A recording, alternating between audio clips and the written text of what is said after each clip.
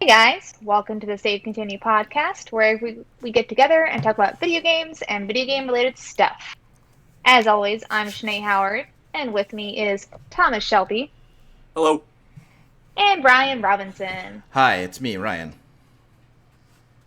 So guys, what have y'all been playing this week? Or Been I playing guess like 2 weeks since we skipped a week. Spelunky 2, Yeah? which Shalunky. is Spelunky, uh, which is really fun, really good. If you like Spelunky, you'll like Spelunky 2. Have you gotten to ride any of them animals in that game? I'm still pretty bad at it, so only turkeys so Okay, far. right on. But yeah, it's a lot of fun, and I do like it more than the first one so far. Why? There's just a bit more variety to things. Okay. Like, She's cuter. there's doors you can enter that like take you to like a different, not like a different level, but like a different section within the same level. It's weird. It's just like a bit more varied. Okay. New items, new enemies. You know. I heard that there is a backpack that you can get that alters the properties of whatever weapon you're using. Okay. I have But that yet. excuse me.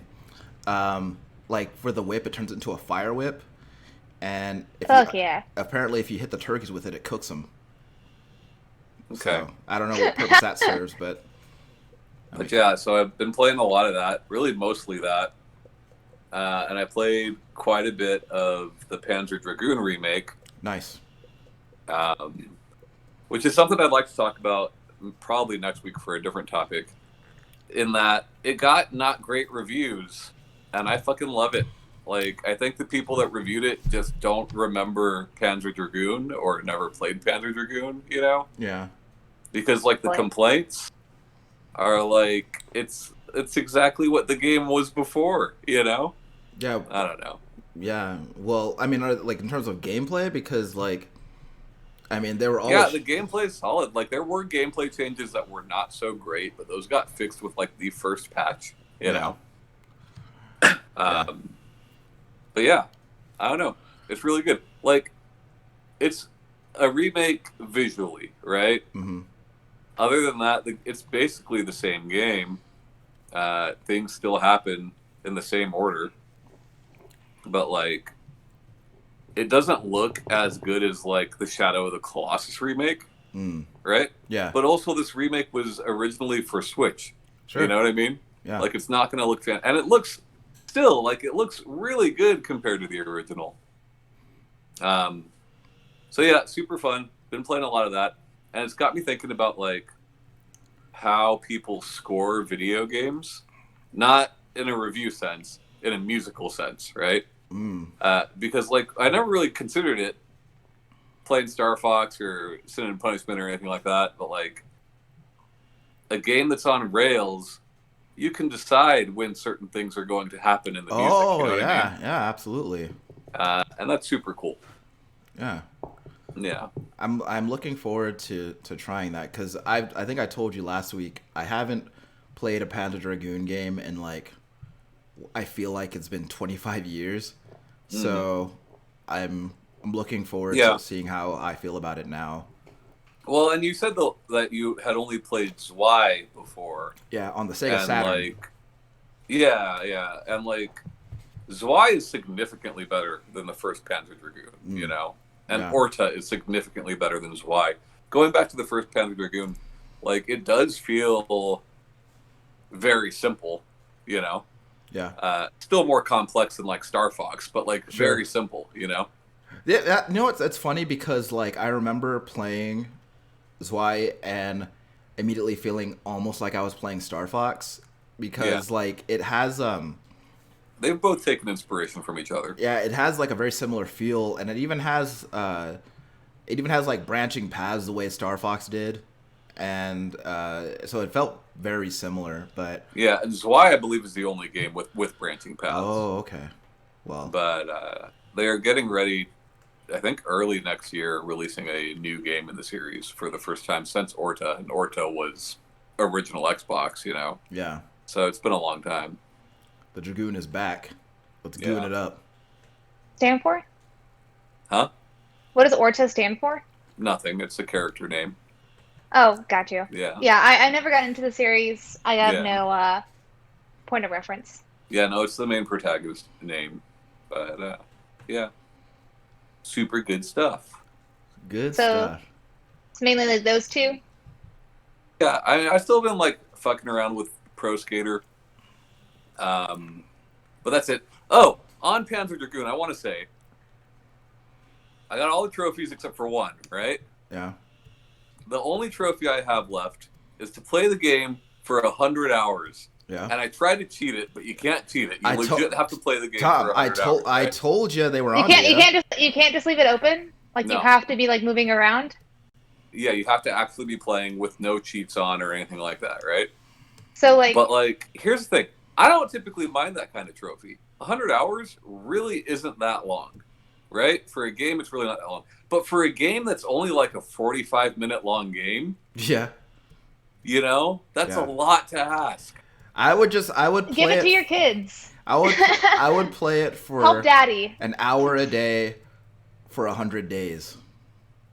I don't know if it's worth it to me. Like, it's one of those trophies where I'm like, well, eventually I'll just get it, you know. Sure. But like, I'm not gonna like try to play this. You're gonna boot that game up This when is you're. where you employ your children. Oh, yeah. Make them benefit you. Yeah. Get you that platinum. Yeah. It would make like that. I don't want that, you know. Like I You don't made the want child. The platinum child that did the bad. thing. I think it would be actually cool if like Tom is 50 years old and he's like, I'm gonna play some Panzer Dragoon today, and he plays it, and then he's playing it, and then that platinum trophy pops up. He's like, oh hey yeah. Yeah, see, like that's pretty cool, right? But like, if I just sit through 100 hours of this 45-minute game, What the hell? What happened? so I'm just like, no, I'm good. Yeah. I freaked out for a second because on my end the feed froze, and I was like, "What the fuck happened?" But now we're good.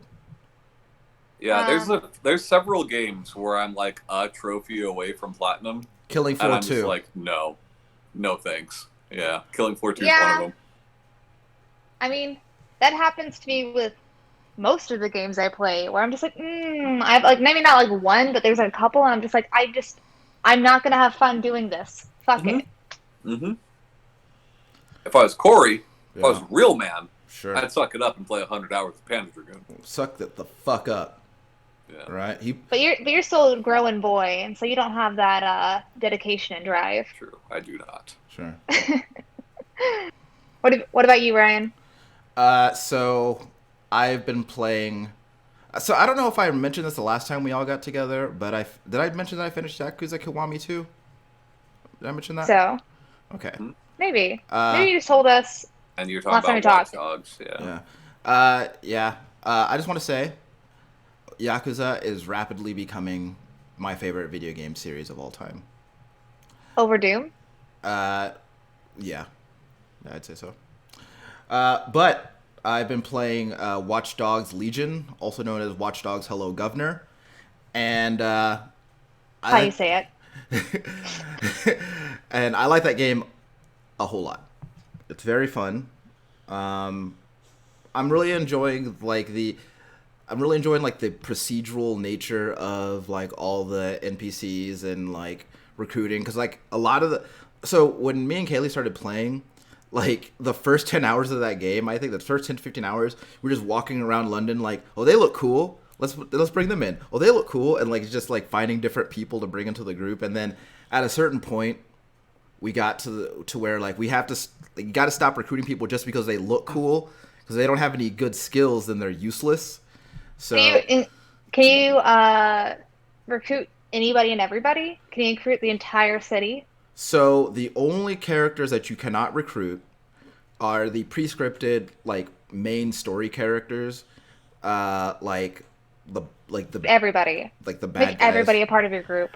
But like yeah, like you can go if you go into an enemy base or whatever, and like anybody in there can be recruited. Like, and it's just it's a really neat system. And I find I've been playing with permadeath on, so I've been finding myself like getting overtly attached to like people on my team, and I get like really upset when Do like my as favorite. Ryan does. Yeah, and I get really upset when my favorite operative dies. And the funny thing is, I don't have to play it with permadeath on, but it's to me it's more. It's my favorite operative. Yeah, but to me it's more compelling to play it that way because I feel like there are stakes there. But Let me ask you something. hmm, I know you liked Watch Dogs 2 quite a bit. yeah, Uh, then I could be completely wrong, but like part of me just kind of assumes that without having, uh, like a set cast of characters with a like concise script, yeah. do you feel like the story lacks because of that? I don't think that the story lacks because of that, but I do certainly think that Watch Dogs 2 has more personality just because everything was written with very specific character with consideration for very specific characters, and this story is more written with the consideration that you could be playing as any different character at any given time. And so like different characters have different accents and ways of talking, so different characters are going to read the lines differently.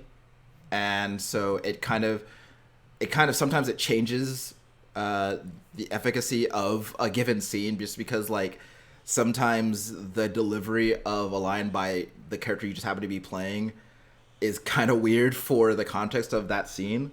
Or even that particular actor might not be as good as Sure, another like, one would have and been. there is a varying quality between the actors, Yeah. but overall, it's really good. But I'm having a lot of fun with it. One thing I'm not happy about is The lack of electiveness. there there is a lack of hello governors, but there is quite the abundance of bloke, so I'm okay with it. But so I took a look at the DLC roadmap, and I was like, okay, so what's the DLC gonna be like? And the first thing I see is Aiden Pierce is coming back, and I was like, God damn it, great. I fucking hate that guy. Who invited him? Yeah, but maybe he's better this time around. It has been 6 years since his game came out, so we'll see. But overall, the game is a lot of fun.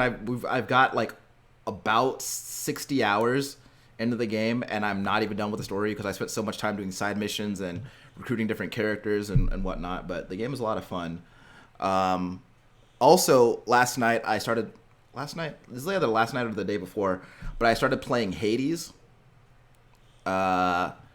Supergiant's newest game, and god damn it, they did it again. It is a fantastic fucking game so far. That is a very good video game.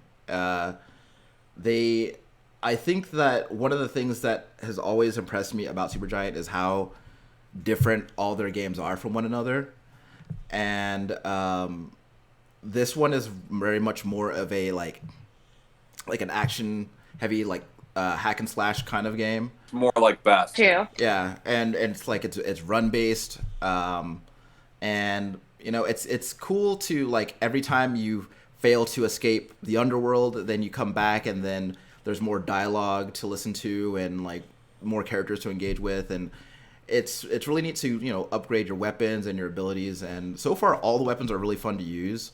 And I think I'm gonna end up putting a lot of hours into that game. So, If it's Darren Korb doing the soundtrack again, I don't know honestly. I bet it is. It is, to be honest, it is kind of hard to hear the music over like what you're doing. Yeah. Because there's like a lot of like grunts and smashes and slashes and so there's a lot of like, so it's really hard to hear the music over what you're doing. But I will say like the voice acting is really really good.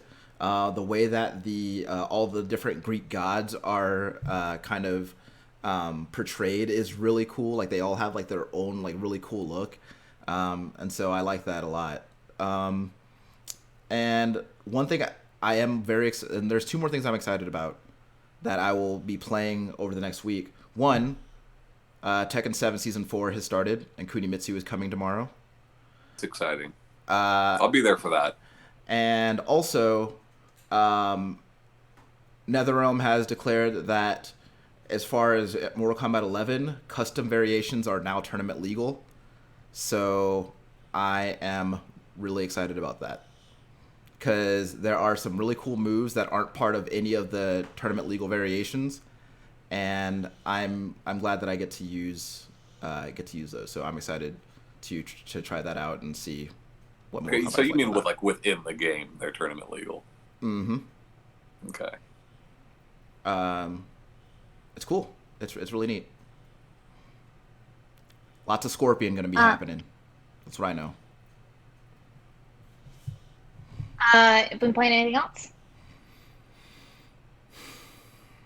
Oh, no. No.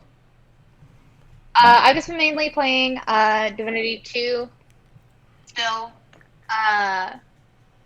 DOS 2.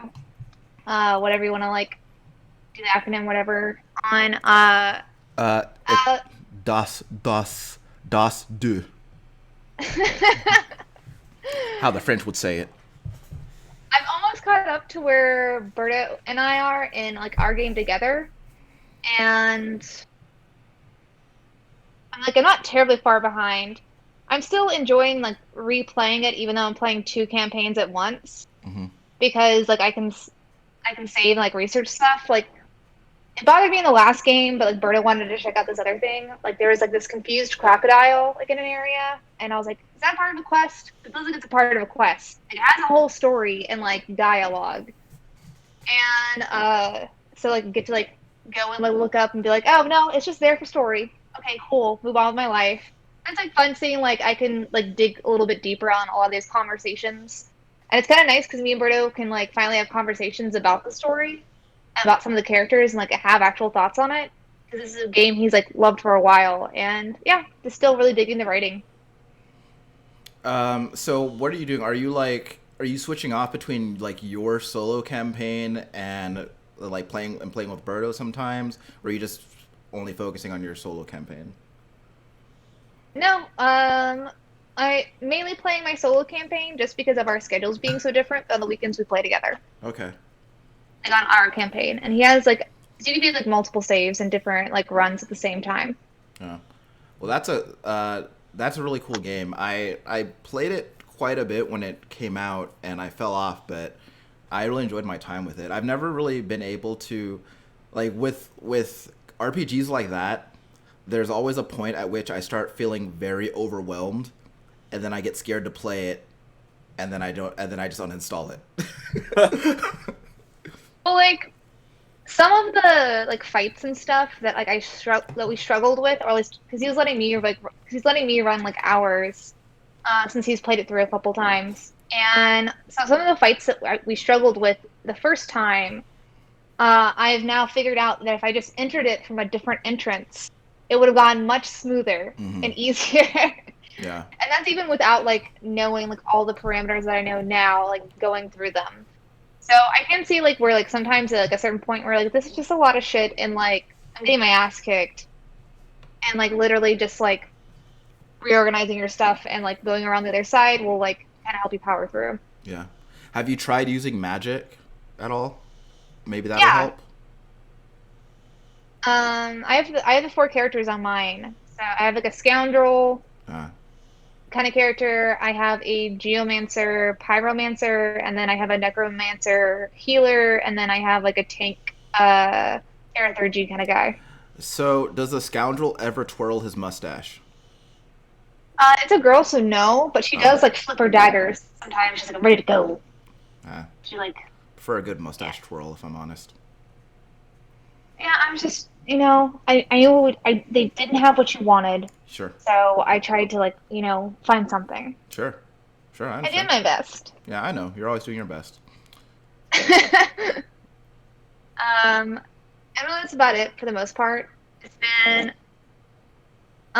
besides playing the Pokemon DLC, finally. So what's in that? Um, so on that one, it's like like a kind of a mini adventure thing. So like you start off with like four people if you don't have like four friends, and they put the robots in with you. And then like each person gets put on a list, and then you pick your Pokemon, for the upcoming battles, and it's not one that you have in your like inventory. And then you can choose which routes you go because like they connect and stuff. And like so you'll fight like you'll choose based off like what your team has, like what you're gonna fight next, and then you can take that Pokemon and decide like if you want to like keep it and like switch out your Pokemon, like the one that you had, or you can like stay with what you have. But normally people like will want to try and get a Pokemon that's good for the end Pokemon. So as far as like types go, and then and like you don't see which Pokemon is there, you just see like which type. So it'll say like grass type, but it could be like grass fairy or like anything else in between. So as far as like multiplayer stuff goes, it is more like extensive than what they had in there before, which is just like one boss battle. Yeah. It still it is. more? It's more like in the wild area, or no? It's a new wild area. It's like a tundra area. But it's like that though, right? Like you can move the camera, or no? No. Like Okay. so like well so you go to this area to talk to somebody to start one of these challenges. Yeah. And then it's similar to like how you have to do the link before and like have to like send out the code and like do all those things so, like randos don't get in your stuff and so you can see what game your friends are on. It's all very obtuse. And then once like you've done that and entered it, like it's just a battle through like a dungeon area. Okay. That sounds cool. You okay over there, Ryan? Cinnamon's sleeping and she's having like the loudest dream and it's just making me laugh. Like, look at her. I was like, I think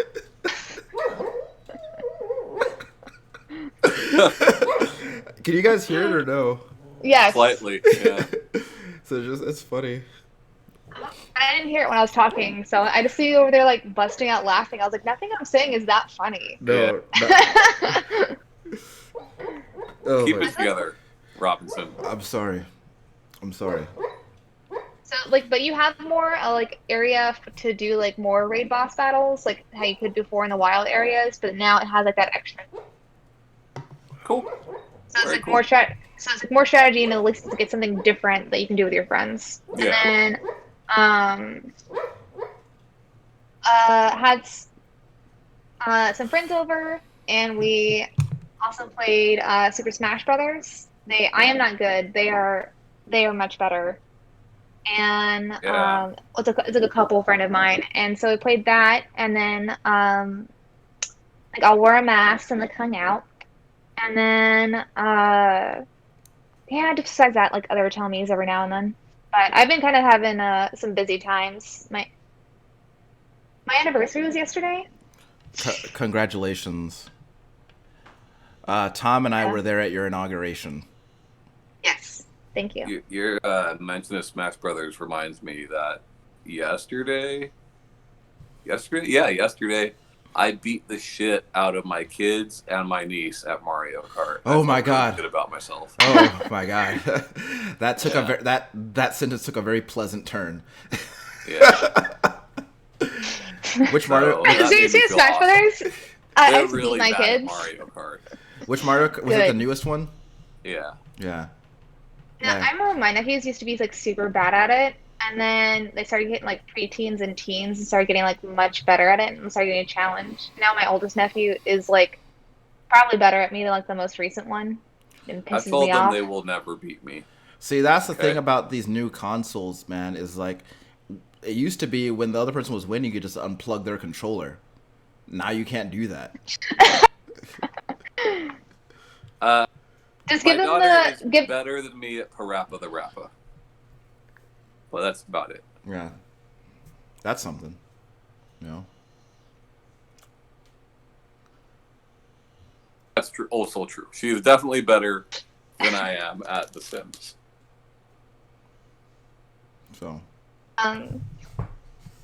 So as far as like topic this week, I wanted to talk about the giant company called Tencent. We've talked before about doing more like educational ones, and I don't really know if this one's going to be more of a like allow a lot of conversation, but I I didn't know about all the things that they owned, and it was like super surprising for me. I heard about them actually surprisingly through a MLM channel that I listened to, Yeah. and I was like, I know I've seen the name, but I've never like it's never registered in my brain. They own a lot of stuff, and even with stuff that they don't really own, like majority of they've got their hands in many pots. Yeah. It's astounding, really. Was like talking about a little bit about uh about it. So they were founded in 1998. They are the largest gaming company by revenue in the world. I mean, they better Um, be. for sure the largest gaming company in China. Yeah. Um, by like all metrics. Hmm. So some of the things that they own, which is 100% of Riot Games, which Which is of course huge in made League of itself. Legends. Yeah, 40% of Epic Games as of 2012. Cool. 11% of Bluehole, so like PUBG, so on there, and then like Fortnite's competition. 5% of Ubisoft. An undisclosed amount of Discord as of last year, I think. And then 9% of Frontier Developments, which is Elite Dangerous. And then an undisclosed percentage of Platinum Games as of this year. And then now that they also own Bohemia Interactive. You think when they don't disclose it, it's because it's really, really small? Or if it. Or there's like other deals going on where Oh, they just yeah. like don't necessarily own percentages of it Yeah. like that are high, Other but like they things though, right? Like, don't they make money off of Call of Duty, which is Activision owned? Like, I'm pretty sure they do. yeah, Uh, that's one of the things I yeah, so they so about a year after they started, they were making a lot of like mobile or like kind of like not mobile games, but like kind of like different other games. But like in 2004, they really got into the video game industry, and then by 2007 or 8, they were really focusing on licensing games. So they have the license. So they created and licensed the Call of Duty mobile game for Mm. Activision. okay, gotcha. They also own Timmy Studios, which makes some games, but also owns licensing for like just hundreds of games that get ported over to China. And they're like in charge of those. They own like I think it's over like 250 different like video game companies they own percentages of. And Yeah, then and that's just kind of massive to like not really like know their names like I do. Like I'm like when I read these, I know who Epic Games is, I know who Riot Games is. Like I may not know like a lot about the history or like, hey, what other games that they make? But I normally recognize the names or they have some sort of like thing in or my mind. I've always find those companies to be very fascinating. Those huge companies that are like quietly in the background making the most money, and it's it's Universal in the '90s, you know. yeah, and But like it's just like they don't need to be at the forefront because their subsidiaries and all these other companies that they own yeah, that they have stakes in are doing all the marketing for them, and they just pull in the cash as those companies make And money with their products. and they have percentages of competition, so whoever Yeah. wins, they win. And that's another thing too is Um, that owning Bluehole and a piece of Epic or a giant piece of Epic, and so pulling in that revenue from like both sides is really fascinating. I don't know how I much think what's I don't know how much go money ahead. PUBG is making right now, but It's making a lot yeah, still. It might not be making headlines like it used to, but that game's still making a ton of money. yeah, Even Apex is what was that? There's some headline this week that Apex is predicted to become $1 billion franchise. You know, that's cool. and nobody's fucking talking about that shit anymore either. You know, Yeah, but like, what's interesting to me about it is like it is a Chinese company. Uh, Gaming in China has only really recently taken off. In the console space, it's only recently, within the last few years, become legal. We talked about it when we were still doing the newscast. yeah, Um, so, like, it was predicted then, like, that's such a large population ready to spend money. that like gaming would start to cater towards what that demographic was looking for in video games. So that's an interesting thing to me. And that's not something that I'm opposed to, right? Like if I'm down to see what kind of games China likes. Yeah. But Disney way, where Disney kind of has their hands in everything too. The difference is that Tencent does not have the majority of most of these companies. Right. I'm not going to say any of them, but of most of these companies. You know what I mean? Yeah. They can't make calls on what fucking Hideki Kamiya is going to make. You know, that's Oh, comforting. but we've talked about multiple times on this show fiduciary duty. They Sure. whenever they first started getting into the video game atmosphere, it was a lot of like it was a lot of just like copy games, like the Facebook like Candy Crush and things like that. Um, I mean, so they started in 1998. In 1999, they had their first lawsuit about like copying IP, and them and Kuho were both uh like fussed at by like the government, saying like, "Hey, don't agree to Fussed despicable at. practices. Despicable practices." Well, just called out in like newspapers. They weren't like charged with anything, Yeah. not officially at that point. Yeah. And it's like the Chinese government saying like, "Hey, you're doing questionable things." It's a weird thing. It's a weird statement. It's like you don't like hear that a lot about their own companies. So like when they first kind of started, they also made a instant messaging service called OICQ, which is like OICQ, but had to change it to QQ chat because AOL already owns OICQ, which is or ICQ, not OICQ, ICQ, which is still a thing that exists now as one of their instant messaging services. But with that, they connected all of their Chinese ports and like games that they license in China to have to be with their QQ chat service. And so that also brought in a bunch of revenue for them to put into other games and like other things on like that on there.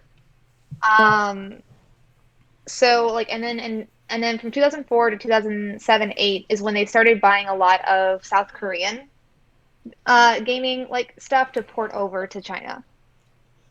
And like at this point now, they are kind of the only way for a lot of like European and North American companies to get any foothold. Yeah, and that makes a lot of sense. But But nevertheless, you know, if they don't have majority ownership of a lot of these companies, like I do take some comfort in that, you know. they are also investing like even if they don't own a majority of it, like hundreds of millions of dollars or close to $1 billion to these companies. Sure. And they are notoriously very fond of microtransactions. So I do wonder on what scale. I know, like, of course, like microtransactions and the business sense, like, makes sense. But I do wonder how some of these, like, I do wonder which pressure or fiduciary pressure, or like them actually just putting pressure, got put on to put more microtransactions in their games. I mean, it's possible, right? But like, think of the companies that you've listed there.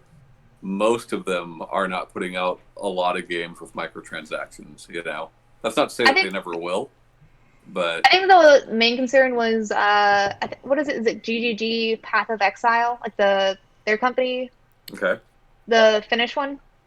So like so I think that was concerned when they got bought out. I think last year or early this year, is that they were going to start putting microtransactions. They weren't completely bought out, to my knowledge. It is a majority though, and you are right on that. What is sad though, well, not sad but scary, right? Like, there's companies that are like not doing so hot right now, right? Like Sega is probably going to be bought soon. Like probably in the next couple of weeks, Sega will be bought by somebody. Gulp.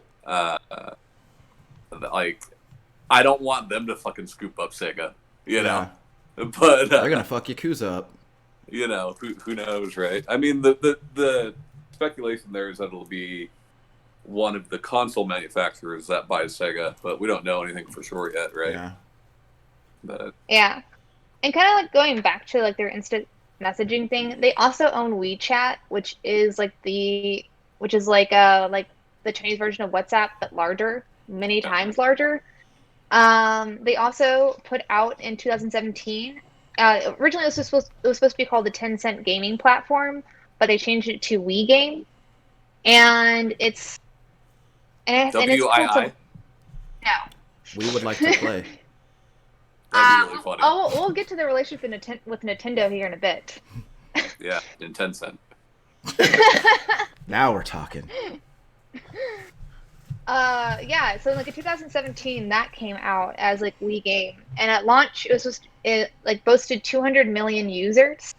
At the time, Steam had 125 million, and by 2019, they are down to 70 million active users, and in 2019 the Steam numbers were 90 million active But you to have to kind of put it in remember, balance.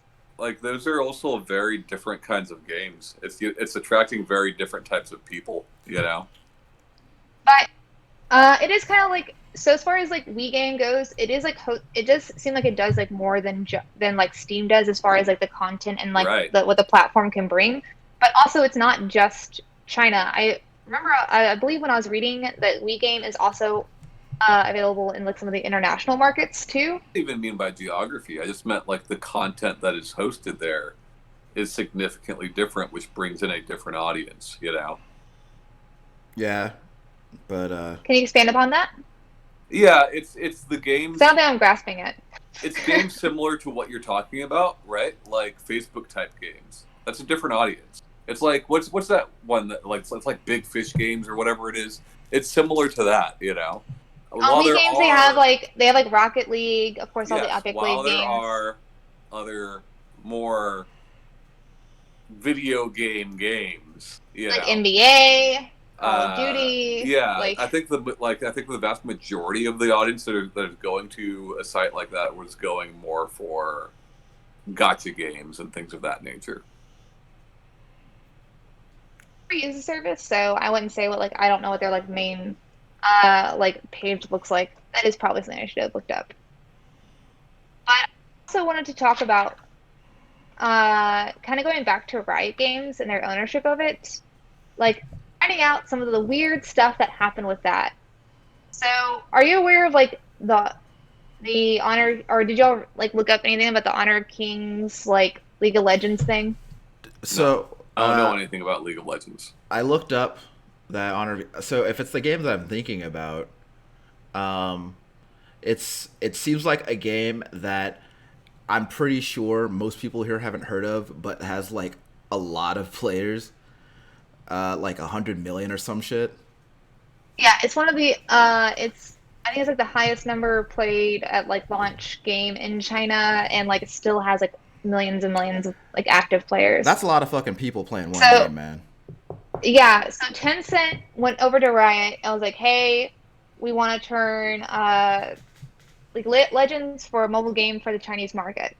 And League of Legends was like, "Nah, dogs. Like that's not our image. Like that's not what we imagine for our game. That's not something that we're interested in."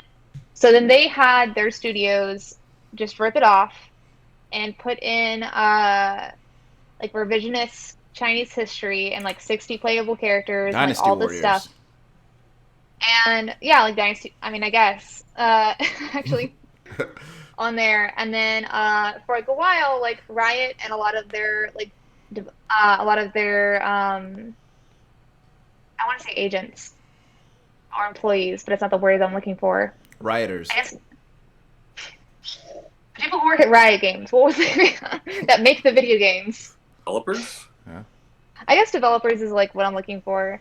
But I was seeing like some of the interviews on them talking about like how they didn't know that like Tencent was going to do this, and that's not really what they wanted. But like, and then Tencent made some more changes to Honor of Kings, and then basically Riot Games was like, oh, we're super glad for our parent company. Yeah. Like I'm glad it's doing well. I mean, what the And fuck else are then they gonna say about the people that own them? yeah, and then Tencent took Honor of Kings, took out a lot of the Chinese revisionist history, and put it out for like global markets as Arena of Valor. See, I've heard of that one. Yeah, I know that one. Yeah. Yeah. So they are all basically the same game. I see. I see. Uh, And I just like, and that just has to suck. yeah.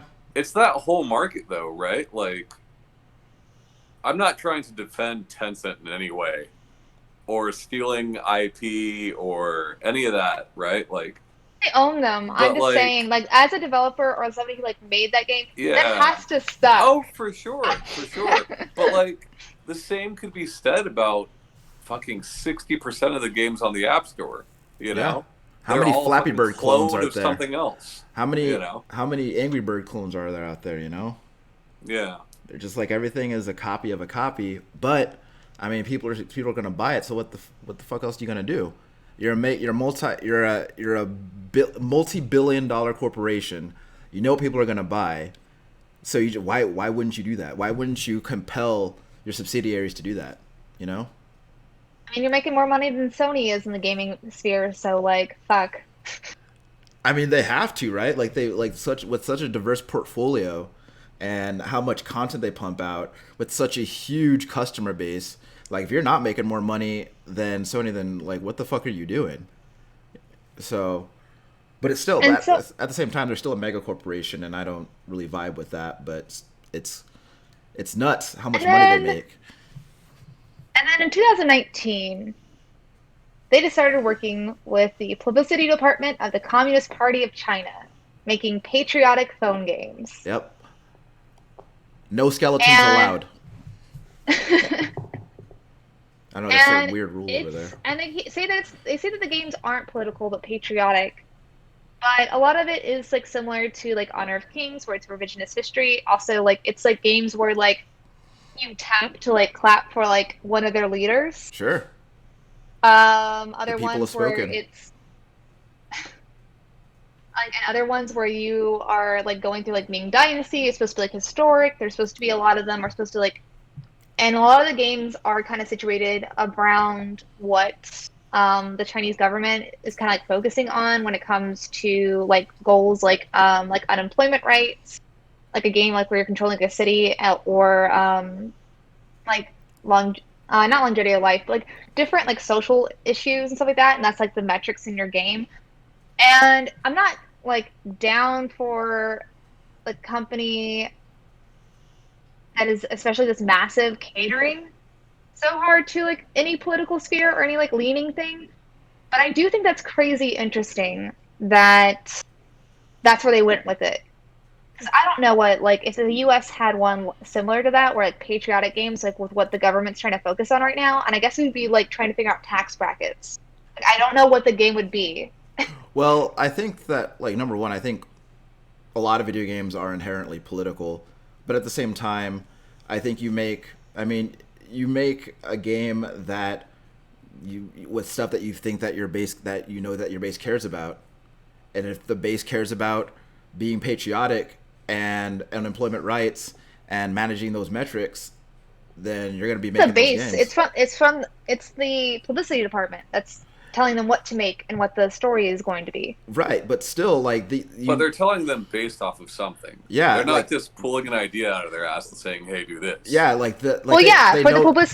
publicity for the Communist Party of China. But exactly, but the thing, what I'm saying is, like, they know that is going to be good publicity because that is a group of people who absolutely will buy into that. So, of course, that is going to be the content of the game. Uh, Whereas, like, I think that we do have stuff like that in America. It's not as overt, and I feel like they try to make it a little bit more nuanced, but we certainly do have it. Uh, but we also don't Do you have an have. example? Well, I'll tell it to you like this. I remember finishing Call of Duty Cold War, the first one, and was it Cold War? No, Black Ops is the one. That's what it was. Black Ops, yeah. I remember finishing Call of Duty Black Ops, and at the end of it, feeling like I had just watched a recruitment commercial. So I feel like that's fair. Like But I like it not in yeah like I can it's just it very much like because I think because immediately when I finished that game, I immediately thought of those the Navy Accelerate Your Life commercials because it looked exactly like that.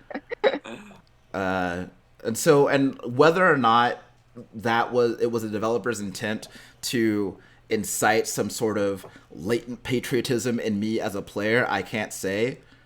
But I can definitely say that there is some political bias at work in that game, and it comes out. I mean, because it has to Many be, and other also, games, like many other games, you know. Yeah. because when I think of, because I do definitely remember like recruitment offices like using Call of Duty as like a way to to try and canvas to kids like that just graduated high school. Yeah. So I do think it's fair on there. But they also have like ownership of like Activision stuff and like Blizzard, so like, I mean, yeah, because of course they do. yeah, of course.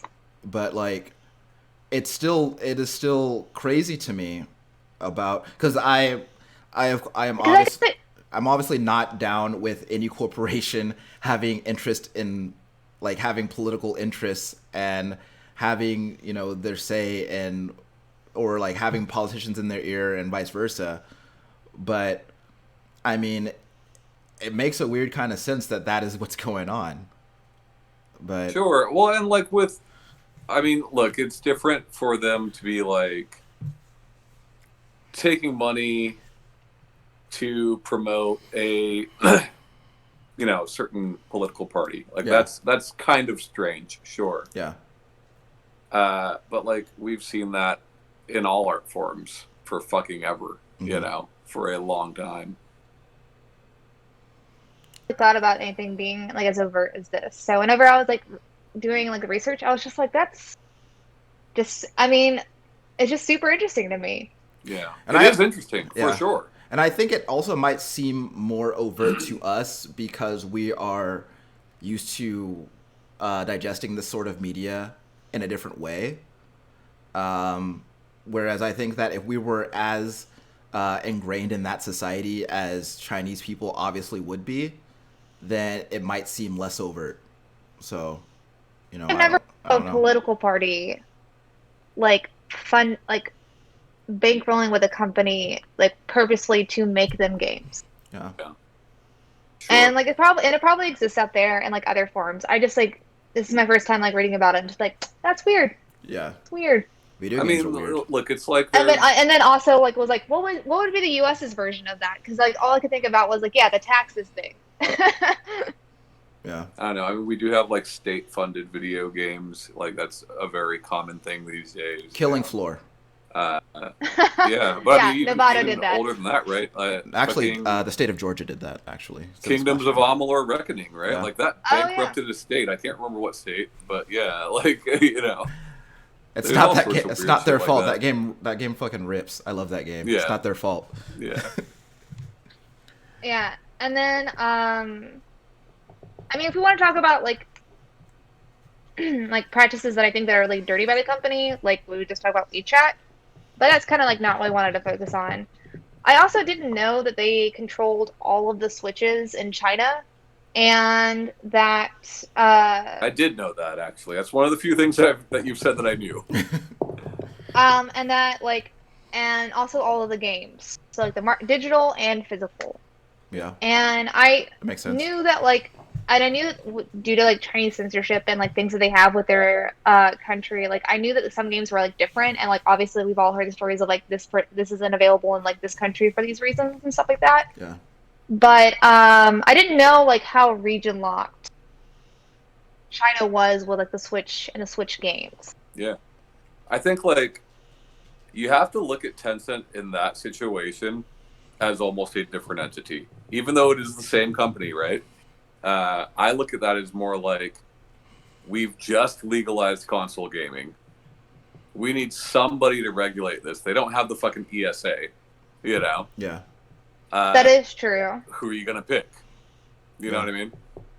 Yeah, I mean, like especially like especially with something like that, because it would be very easy for that shit to get way out of control, and a lot of just like a deluge of games come out and like undermine everything that the Chinese government like wants represented in any kind of interactive media or any media at all for that matter. So I mean, I feel like you managed to get console gaming legalized decades after other developed countries do, then you're probably going to be on a tight leash for a while, if not indefinitely. Yeah. And so when I was looking into the Nintendo Switch stuff more, since I didn't know about it, one of the things I saw from like Tencent, like gaming studios or Timmy Studios or whatever, uh, was them talking about working with Nintendo to get rights to Nintendo's characters. So Uh, and working with them and learning from them how to make Nintendo games. I do remember that. Yeah. I do remember that. And that just seems bonkers because I feel like that's something that Nintendo would never do. Even You in like say a that, There's a but Mario. think about how many of their games that they've handed over, how much of their IP they've handed over to different developers. Tons. I'm pretty I don't sure that there's at least a couple Mario games available on Nvidia Shield in China. So Yes, yeah, you're correct about that. but I'm saying like so say if we go back to the political games, like I don't want like Mario clapping for whatever political leader. Like I that don't just think seems a little that'll weird. happen. I don't think it'll happen. But you gotta remember, right? Like Capcom made Zelda games. Fucking Platinum made Star Fox games. You know, like I don't. Is it weird? It's kind of weird just because this company's kind of weird. But I don't think that Nintendo would allow that. You know. I don't know. From like the things I was reading, it seemed very much like they were going to control the IP in China, including like where the characters go in games. As far as like, and granted, it was two developers whose like interviews I was reading about it, but both Yeah. of them seemed like very much like, yeah, Nintendo's going to tell us how to draw Mario, and we're going to put Mario everywhere. I mean, here's the thing, right? Like that might be the case for certain things, right? But as far as like in games, I don't think you're going to see like fucking communist Mario running around or anything like that. Like that, I don't think Nintendo will allow to happen. Nintendo's most valuable thing is their IP, you know, Yeah, more so than exactly. any hardware that they've made, more so than any game that they've made. Uh, That's you exactly know, why I was very confused because like if they were like, oh yeah, like Nintendo's gonna let them do all like I mean they already control the Switch in the games, yeah, but like to create their so like obviously like that's the case on there, so they're having to create the ports or whatever or like be somewhat in charge of that. yeah. So like if they're gonna be in control of the IP, like where does that line necessarily where would that line exactly hit? I think control of the IP is to say, hey, maybe we don't want this in that game, so we're going to take that out of whatever, right?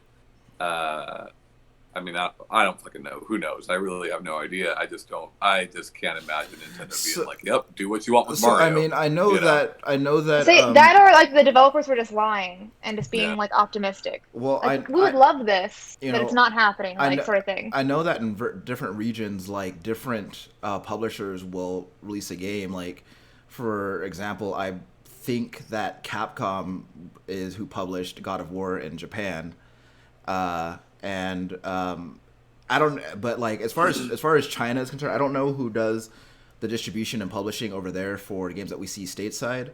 But like, Tencent. I mean, maybe. I mean, there's a very high likelihood that that is the case. But like when I see like games that we have here represented in that market, like the changes aren't like so. I guess I don't know what the word is. They're not drastic like that, right? Like I watched, I looked at a side by side comparison of the Halo Combat Evolved that we got here versus the Halo that they got in China, and the differences were noticeable, but they are very much like politically driven because they're abiding by laws of the country.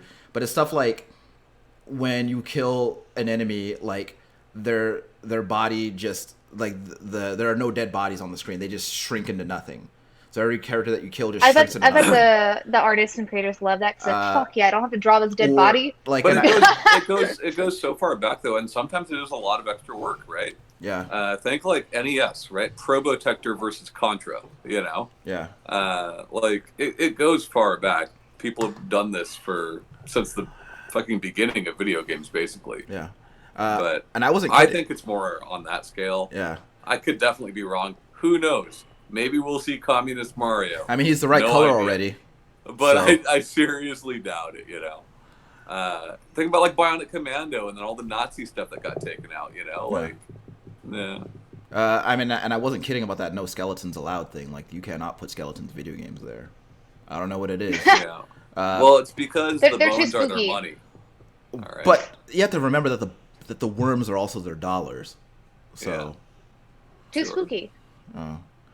I know that I don't remember if it was Dota or League of Legends. But one of them had some kind of like skeleton character, like some kind of bone lord guy, and like they had like I don't remember. They didn't remove him, but they altered him to where he didn't look so much like a skeleton, so that he could be in the game. See, that's what I assume that they're talking about, because if they are acting as almost like an ESA, yeah. Then I could see that they might be the ones who'd have to say, hey, we don't want that in this game, so we need to take that out or add this in or whatever. And from what I've seen, that's usually the case. Is just like different aspects of the game get removed or altered, but I've never seen anything as overt as like Communist Master Chief, which honestly would be interesting, but a lot more interesting than it already is. I mean, he's more interesting than Republican Master Chief. I don't know if Master Chief's political affiliation. I don't want to make any assumptions. I just thought that was a funny thing to say. He's for the wall. Sure. But yeah. The last thing that I really had written down that I kind of wanted to touch upon is I just thought this was fun. So movies that the Tencent movie studios have produced are, and it's like globally, like Men in Black International, cool, Top Gun Maverick. Wait, they produce these globally.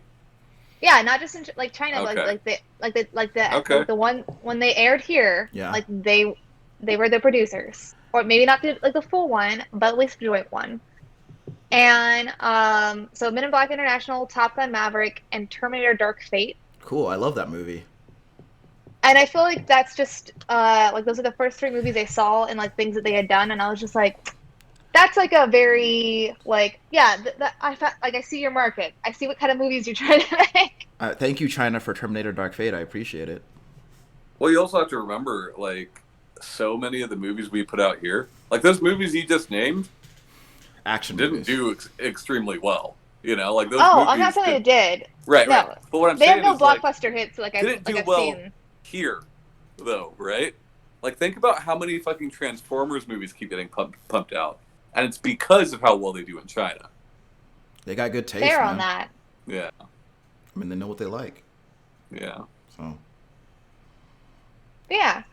I don't know if you all had anything you wanted to add, but I'm still trying to like learn more about like video games and like the video game like community as a whole. Yeah. And finding out about this up. Yeah, and finding out about Tencent and like some of the things is just like I was like, I know that if I say some of these things, like they're gonna have something to say about this and like educate me further. You've educated me. I don't know a whole lot about this company. Yeah, I know a little bit, but I know less than shit about Tencent. Yeah. All I know is that they're big. In fact, they're bigger than Alibaba, which was previously the biggest company in the world. Up until like I didn't say that they were bigger than Alibaba. I know for web hosting. No, as of like the last, like I think in the last week they surpassed Alibaba in like like holdings and value. So it's crazy. Yeah, because they just Tencent started is watching, focusing on. Please don't buy Sega. Please leave that shit alone. Please. You can buy Sonic. Yeah, but leave the rest of Sega alone. Yeah, ruin the shit out of that. I don't give a shit. They're gonna fuck Yakuza up, and I can't have that. Okay. We just found each other. Like I can't go through heartbreak like that. So. Don't let your fiance hear you talking like that. What, that I love Yakuza? She knows that. She knows it. Hell, Cinnamon knows that. She's a dog. But That's what she was dreaming about so loud. yeah. Dad loves Yakuza more than me.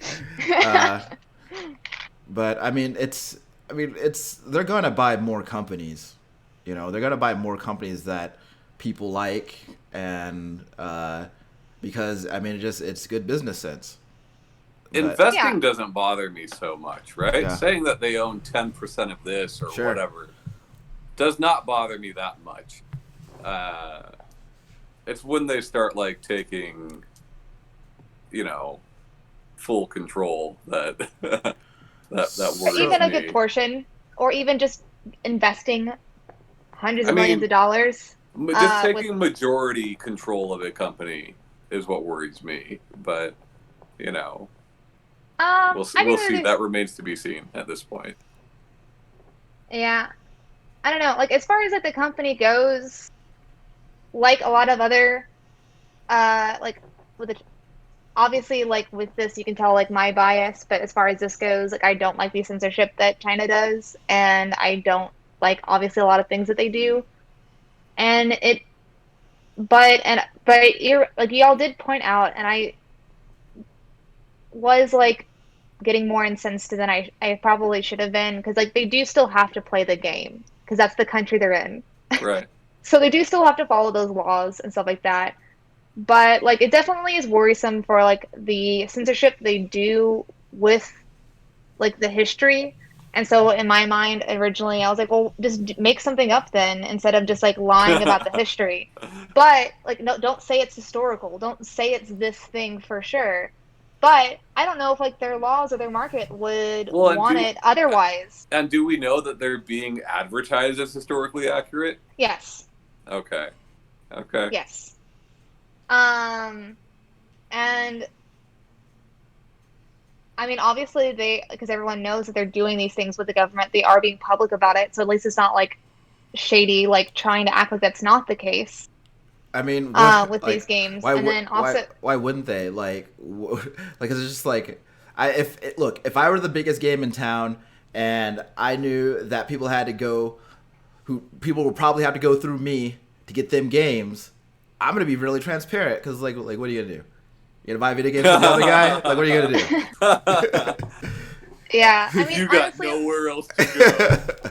I mean, it's true. Like that's one of the things that people say that they hate about having a Chinese Switch is the fact that like they can't play their game on anywhere else, and they I can't. mean, realistically, though, there are ways around it, right? Like, yes, consoles have been banned in China for quite some time.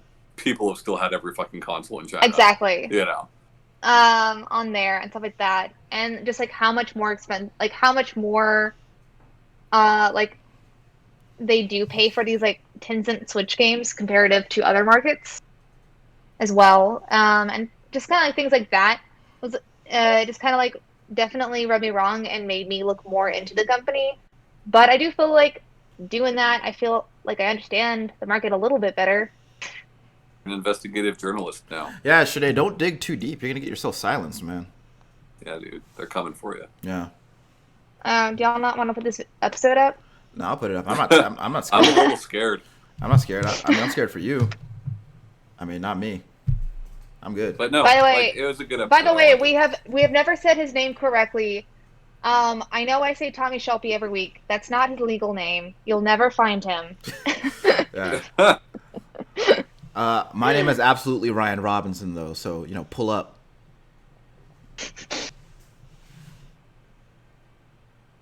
But speaking of Ryan Robinson, Huh? is it time to rise from your grave? It is. I need a remote to like flick the lights on and off, and then a soundboard with like thunder sounds. Just like a signal to give Kaylee, she could do Yeah. it for you. You know. You're always Kaylee. you're always gonna. It's funny because you're always just gonna see her get up, like like go to, hold on.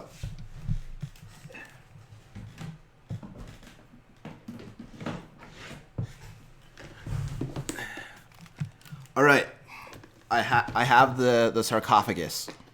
Okay, so let's see. Let's see what bony boy you pick up. Yeah. What is that? Well, wait, hold on. Oh, Is that an Evanescence CD? No, that was actually Final Fantasy VII Advent Children. Let's not bring that back. Hold on. What's this? Advent Children. That's not a game. So you wish it was an Evanescent CD? Alan Wake. Alan Wake. Good Alan game. Wake. That's just coming back for sure. Yeah.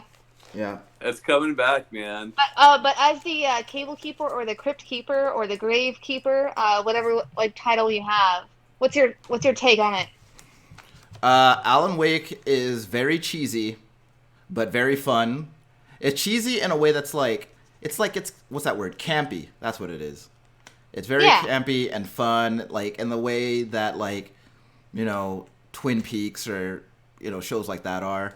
It's the only character that I took issue with in that game, was Is the titular Alan Wake. Actually, I didn't have a problem with Alan Wake. It was more like I felt like this weird like frustration and anger toward his wife a lot.